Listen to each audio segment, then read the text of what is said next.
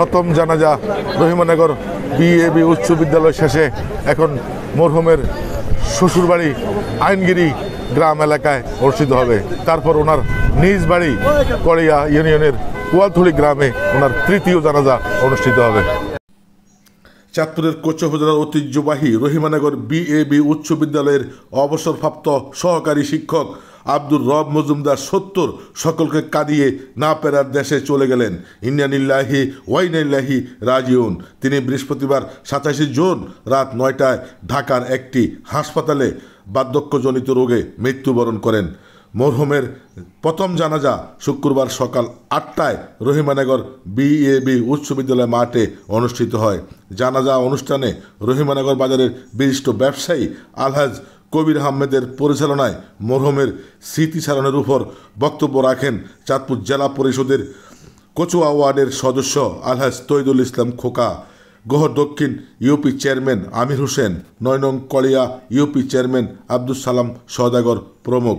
মরহুমের জানাজার ইমামতি করেন মাওলানা মেজবাহুল ইসলাম লতিফি। মৃত্যুকালে তার 4 ছেলে সহ বহু আত্মীয় স্বজন ও শুভাকাঙ্ক্ষী রেখে যান।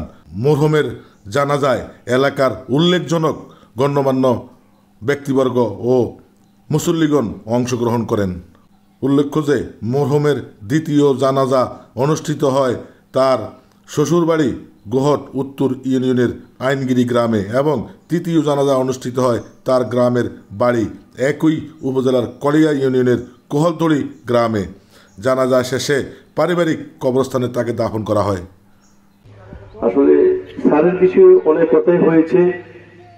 উনি একজন ভালো মানুষ, এতে কোনো সন্দেহ নাই। আর আরেকটা জিনিস প্রমাণ করে আজকের এই হাজার হাজার মানুষের উপস্থিতি প্রমাণ করে উনি একজন ভালো মানুষ।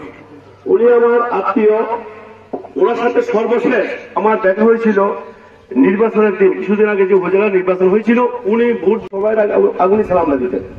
উনি বেরিয়ে সালাম দিয়ে বলেন, ভাই আমি ভোট দিয়ে বেরিয়েছি, প্রথম ভোটটাই আমি দিয়েছি। জি ভালো করছেন জি। তো যাই হোক, উনি একজন বিশেষ ব্যক্তি। উনি অনেক সুশিক্ষায় শিক্ষিত করেছেন। উনি শিক্ষাগুরু এবং উনি এই এলাকার কৃতি সন্তান।